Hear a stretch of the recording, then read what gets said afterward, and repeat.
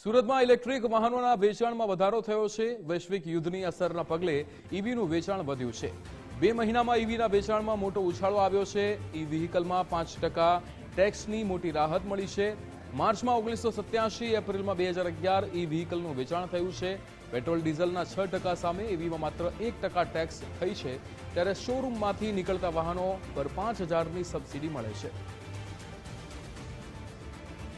Comparison કરીએ તો April 2025માં 987 વાહનો રજીસ્ટર થયા હતા, એની સામે એપ્રિલ 2026માં ટોટલ 2011 વાહનો રજીસ્ટર થયા છે। એટલે લગભગ ઇલેક્ટ્રિક વાહનોની નોંધણીમાં 100% જેવો વધારો થયો છે।